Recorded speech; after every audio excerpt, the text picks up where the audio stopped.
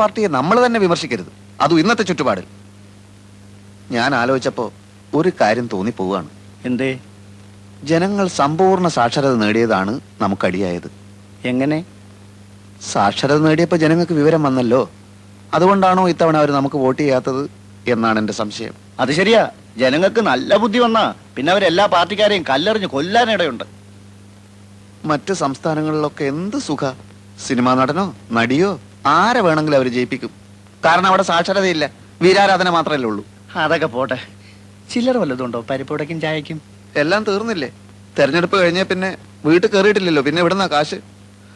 എന്റെ അനുജനുണ്ടല്ലോ, ആ അലവലാതി അവിടെ നിന്നോണ്ട് എന്നെ നോക്കി ചിരിക്കുക. എങ്ങനെ ഞാൻ അവനെ ഫേസ് ചെയ്യും? വീട്ടിൽ പോവാതിരുന്ന വിശന്ന് ചാവുകയും ചെയ്യും. എന്നായാലും ഫേസ് ചെയ്തല്ലേ പറ്റൂ കോട്ടപ്പള്ളി. അതെ, തെരഞ്ഞെടുപ്പിൽ എന്തായാലും ജയിക്കുമെന്ന് വിചാരിച്ച് ഞാൻ പല വെല്ലുവിളികളും നടത്തിയതാ. ആകെ അബദ്ധമായി. ഞാൻ ഭയങ്കര ആവേശത്തിൽ അങ്ങനെ പ്രസംഗിച്ചുകൊണ്ട് നിൽക്കുകയായിരുന്നു. ജനങ്ങളുടെ കയ്യടിയും ബഹളവും കാരണം ആകെ പ്രശ്നം. അച്ഛാ നേര് പറയട്ടെ, എന്റെ ഓരോ വാക്കിനും കയ്യടിയായിരുന്നു. അതിന്റെ ഇടയിലെ ഞാൻ മൂപ്പരെ കണ്ടത്. ഞാൻ കണ്ടു എന്ന് മനസ്സിലാക്കിയപ്പോ തന്നെ മൂപ്പര് പാർട്ടി ആവേശത്തിനകത്തെ ഒറ്റ വലിച്ചില്ല. അപ്പൊ പിന്നെ എനിക്ക് ആവേശം മൂക്കാതിരിക്കൂ? INSP തെരഞ്ഞെടുപ്പിൽ ജയിച്ചാൽ പാതിമീശ വടിച്ചോളാമെന്ന് വീമ്പിളക്കിയവന്മാരൊക്കെ എവിടെ എന്ന് ഞാൻ അട്ടഹസിച്ചു. പിന്നെ ആളുടെ പൊടി പോലും കണ്ടിട്ടില്ല. അങ്ങനെയൊന്നും പറയണ്ടായിരുന്നു മോനെ. അച്ഛാ, ഈ രാഷ്ട്രീയം എന്ന് പറഞ്ഞാൽ പല്ലും നഖവും ഉപയോഗിച്ചുകൊണ്ടുള്ള ഒരു ആക്രമണമാണ്. നമ്മൾ മടിച്ചു നിന്നാലേ എതിരാളികൾ നമ്മളെ ആക്രമിക്കും. ഓ അപ്പടിയാ? പിന്നല്ലാതെ. എന്നാലും പ്രസംഗം കഴിഞ്ഞതിന് ശേഷം നിനക്ക് അവനെ ഇങ്ങോട്ട് വിളിച്ചോണ്ട് വരായിരുന്നു. നന്നായിരിക്കും. ഈ കഥർ വിട്ടുകൊണ്ട് ഞാൻ അവരുടെ ഓഫീസിലേക്ക് കയറി ചെന്നാലേ വളരെ നന്നായിരിക്കും. പ്രവേട്ടം വരുന്നുണ്ട്. എവിടെ? പിൻവശത്തോടെ വരുന്നേ. മുൻവശത്തൂടെ വരാൻ ധൈര്യം കാണില്ലല്ലോ. നീ ഒന്നും മിണ്ടാതിരുന്നില്ലെങ്കിലുണ്ടല്ലോ. മോള് പോയി പ്ലേറ്റ് എടുത്തോണ്ട് വാ.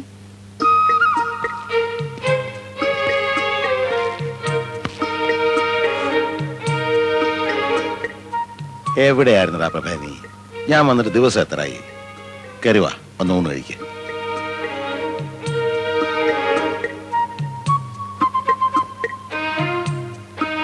പ്രഭേ, ഞാൻ പറഞ്ഞില്ല അച്ഛാ, തോറ്റതിന്റെ ചമ്മല് മാറിയിട്ടില്ല. പ്രകാശ, നിന്നോടാ പറഞ്ഞത്.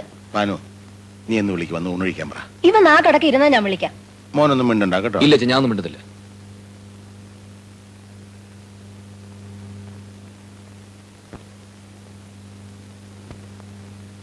എടാ, 4 മാസം കഴിഞ്ഞ് കാണുകല്ലേ നീ നിന്റെ അച്ഛനെ. ഒരു വാക്കുപോലും മിണ്ടാൻ വയ്യായിരുന്നല്ലേ? അച്ഛൻ വിളിക്കുന്നു. മറ്റവൻ അവിടെ നിന്ന് എഴുന്നേറ്റ് പോയതിനു ശേഷം ഞാൻ വരാം. മറ്റവനോ? പ്രകാശൻ നിന്റെ അനുജനാ. അനുജൻ? അവൻ എന്റെ പ്രതിയോഗിയാണമ്മേ. പ്രവേ, നിന്നോടാ പറഞ്ഞത്. വയസ്സുകാലത്ത് അച്ഛനെ നിങ്ങൾ വിഷമിപ്പിക്കരുത്. ഞാൻ വരാം, പക്ഷെ അവൻ എന്നോട് ഒരു അക്ഷരം മിണ്ടാൻ പാടില്ല. തെരഞ്ഞെടുപ്പിനെ പറ്റിയോ എന്റെ മീശയുടെ കാര്യോ അങ്ങനെ വല്ലതും പറഞ്ഞാൽ എനിക്ക് സമനില തെറ്റും. നിന്നോട് മിണ്ടാൻ പാടില്ല എന്ന് ഞാൻ പറഞ്ഞിട്ടുണ്ട്. എണീറ്റ് വാ.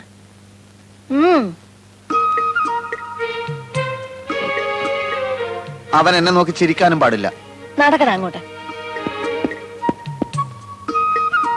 എന്തോ നാടാ ഇത് നിങ്ങള് തമ്മില്? ഇരുന്ന് ഊണ് കഴിക്കുക. അച്ഛൻ എപ്പോ വന്നു? ഓ മഹാഭാഗ്യം, ഇപ്പോഴെങ്കിലും നിന്റെ ശബ്ദം ഒന്ന് കേട്ടല്ലോ. അവൻ ഇച്ചിരി മീൻകുളം പോട്. അമ്മേ, ചോറ് ഇത്തിരി കൂടുതൽ വിളമ്പിക്കോ, മൂപ്പർക്ക് നല്ല ക്ഷീണം കാണും. അമ്മേ, നീ കഴിച്ചു കഴിഞ്ഞില്ലേ? എണീറ്റേ. മോനെ, ഒരു തേർതലാകുമ്പോ എന്താന്ന് പറയാ, ഒരു തെരഞ്ഞെടുപ്പ് ആകുമ്പോ ഒരു പാർട്ടി ജയിക്കും, ഒരു പാർട്ടി തോക്കും. എന്നാൽ ഇങ്ങനെ ഉണ്ടാവും ഒരു തോൽവി. എനിക്ക് ചോറ് വേണ്ട. അവിടെ ഇരിക്കടാ. ഇരിക്കും മോനെ. പ്രകാശ. ഇല്ലച്ചാ, ഞാനൊന്നും മിണ്ടുന്നില്ലേ. ആരും അത്ര നകളിക്കൊന്നും വേണ്ട. IMF നമ്മളെയൊക്കെ ഇപ്പൊ അറസ്റ്റ് ചെയ്യാൻ വരും. എന്തിന്? ഇന്റർനാഷണൽ മോണിറ്ററി ഫണ്ട് നമ്മുടെയൊക്കെ തലയെണ്ണി കടം വാങ്ങിച്ചിരിക്കല്ലേ അച്ഛാ. അച്ഛാ, ഇവിടെ ആരെയും അറസ്റ്റ് ചെയ്യാനൊന്നും പോകുന്നില്ല. IMF ഞങ്ങൾ കൃത്യമായിട്ട് പലിശ കൊടുക്കുന്നുണ്ടല്ലോ.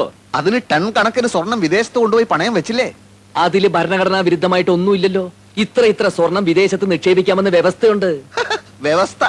ഇങ്ങനെ പോയാൽ നാളെ നമ്മുടെ പാവപ്പെട്ട സഹോദരിമാർക്ക് കല്യാണം കഴിക്കാനും കഴുത്തിലണിയാനും ആഭരണങ്ങൾക്ക് വിദേശത്ത് പോകേണ്ടി വരുമല്ലോ. അച്ഛാ, അങ്ങനെ നിർബന്ധമുള്ളവർ പോയി മേടിക്കട്ടെ.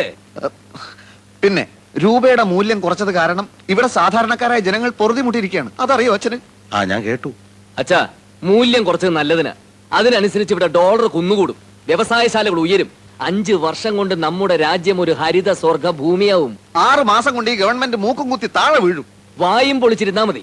അങ്ങാടി തോറ്റന് അമ്മയുടെ അടുത്ത് കുതിര കയറുന്നതിനാ. പ്രകാശ, അമ്മയൊന്നും ഉണ്ടായിരുന്നേ. ഞങ്ങൾ ജയിച്ചതേ ജനങ്ങൾക്ക് ഞങ്ങളെ വേണമെന്നുള്ളതുകൊണ്ടാ. ഓ പിന്നെ വലിയ ആനക്കാര്യങ്ങളാണല്ലോ നിങ്ങൾ ചെയ്തു കൂട്ടിയത്. നിക്കാരഗ്വയിലെ ഒട്ടേകയെ പുറത്താക്കി കുത്തക മുതലാളിമാരായ അമേരിക്ക ഒരു പാവ ഗവൺമെന്റിനെ സൃഷ്ടിച്ചു. റുമേനിയയിലും മറ്റൊന്നല്ല സംഭവിച്ചത്. ജർമ്മനിയെ നിങ്ങൾ തകർത്തു. പക്ഷെ വിയറ്റ്നാമിലെയും കംബോഡിയയിലെയും വടക്കൻ കൊറിയയിലെയും ജനങ്ങൾ ഞങ്ങളുടെ ആവേശമാണെന്ന് നീ മനസ്സിലാക്കി. ഇവിടത്തെ കാര്യം പറയുമ്പോ എന്തിനാ അന്താരാഷ്ട്രത്തിലേക്ക് ഓടുന്നത്? മനുഷ്യന്റെ കഥ എല്ലായിടത്തും ഒന്നാണടാ. ഇന്റർനാഷണൽ പൊളിറ്റിക്സിനെ പറ്റി ഒന്നും അറിയില്ലെങ്കിൽ ചിലക്കാതെ ഒരിടത്തിരുന്നോ. അറിയില്ലെന്നോ? ചോദിക്ക്, ഞാൻ പറയാം. ഹംഗറിയിൽ എന്ത് സംഭവിച്ചു? മൂരാച്ചി എന്ന് മുദ്ര കുത്തപ്പെട്ട് 40 കൊല്ലം കുറ്റവാളിയായി ശവപ്പെട്ടി കിടന്ന നേതാവിനെ സത്യം മനസ്സിലാക്കിയ ജനങ്ങൾ പുറത്തെടുത്തുകൊണ്ട് ആദരിച്ചില്ലേ മനുഷ്യ? ഇനിയും ചോദിക്ക്, പറയാം. പോളണ്ടിൽ എന്ത് സംഭവിച്ചു?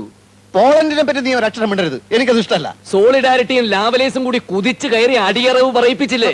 പോളണ്ടിനെ പറ്റി ഇനി നീ മിണ്ടിപ്പോയി ഞാൻ സഹിക്കില്ല. പോളണ്ട് എന്താ ഇയാളുടെ തറവാട് സ്വത്തോ? പോളണ്ട് എന്ന് ഉച്ചരിച്ചാലുണ്ടല്ലോ. ഉച്ചരിച്ച് എന്ത് ചെയ്യും? മോനെ. ഉച്ചരിച്ച് നോക്കാം, അപ്പൊ കാണാം. പ്രകാശ, നീ പോ. അച്ഛാ, നീ പോ. നീ പോളണ്ട് അവിടെ ഇരിക്ക്. ഊണ് കഴിക്ക്. വേണ്ട അച്ഛാ, ശരിയാവില്ല. ഇപ്പൊ കണ്ടില്ലേ